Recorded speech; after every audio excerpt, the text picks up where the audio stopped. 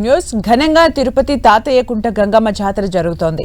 రెండో రోజు బండవేషం ధరించి గంగమ్మను దర్శించుకుంటున్నారు భక్తులు. రెండో రోజు గంగమ్మ ఆలయానికి భక్తులు పోటెత్తారు. వారం రోజుల పాటు ఈ జాతర జరుగుతుంది. నిన్న రాత్రి చాటింపుతో జాతర ప్రారంభమైంది. రోజుకో వేషంలో అమ్మవారిని భక్తులు దర్శించుకుంటారు. మొదటి రోజు బైరాగి వేషంలో అమ్మవారికి మొక్కులు చెల్లించుకున్నారు.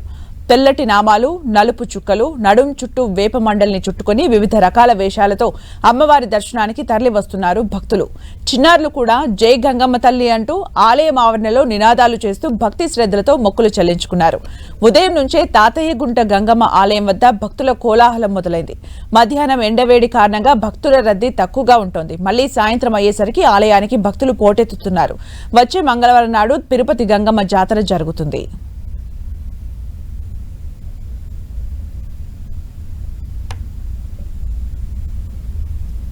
జాతర అత్యంత వైభవంగా కొనసాగుతోంది.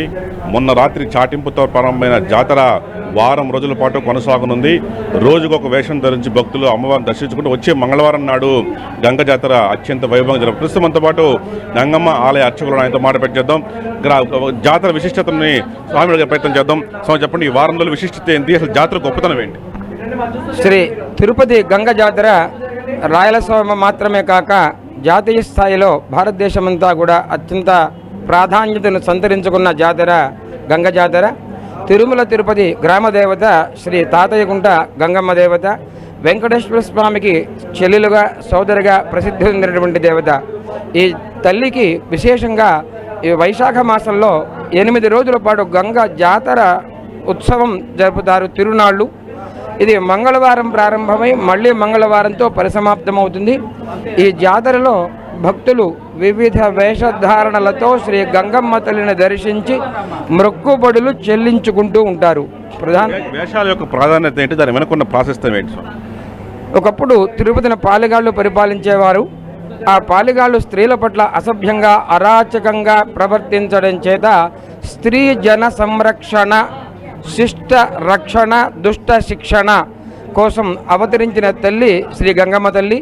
ఆ పాలిగాడిని సంహరించడం కోసం శ్రీ గంగమ్మ రోజుకొక్క వేషాన్ని ధరించి చివరికి దొరవేషంలో అతడిని సంహరించింది.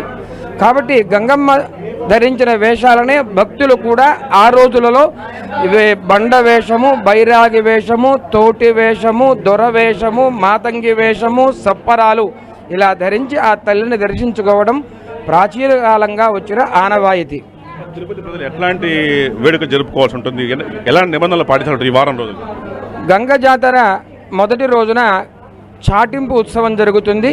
ఉదయం పూట విశ్వరూప స్తంభమునకు ఒడిబాలు కట్టి ఆ రోజు సాయంకాలం అమ్మవారి పుట్టినిల్లు అవిలాల గ్రామం నుంచి పసుపు కుంకుమలు ఊరేగింపుగా అమ్మవారికి తీసుకువస్తారు. ఆ సందర్భంలో రాత్రి 8 గంటలకు ఊరి పొలిమేరలలో సరిహద్దులలో గంగ జాతర చాటింపు ప్రకటిస్తారు. ఆ సమయం నుంచి జాతర పరిసమాప్తమయ్యే వరకు స్థానికులైన వారెవరు కూడా గ్రామాంతరము ప్రయాణము చేయకూడదనేది ఒక నియమంగా ఎప్పటి నుంచో ఉంది. అత్యవసర పరిస్థితుల్లో ప్రయాణం చేసి మళ్ళీ రాత్రికి తిరిగి ఇంటికి చేరుకోవాలి. స్వామివారు చెప్తున్నది అంటే కేవలం పాలెగాడి సంహారం, అదే జన రక్షణ, దుష్ట శిక్షణ, శిష్ట రక్షణ నేపథ్యంలోనే తిరుపతి గంగ జాతర చారిత్రక నేపథ్యం దాగి ఉంది. ఈ వారం రోజుల పాటు ఒక్కొక్క వేషం ధరించి అమ్మవారిని భక్తులు దర్శించుకుంటారు. ఈ చాటింపు వేసిన తర్వాత భక్తులు ఎవరు కూడా తిరుపతి విడిచి వెళ్ళరాదనే సాంప్రదాయం కూడా ప్రస్తుతం కొనసాగుతుందని చెప్పి స్వామివారు చెప్తున్నారు. కెమెరా పర్సన్ హేమంత్తో మురళి, 10 టీవీ, తిరుపతి.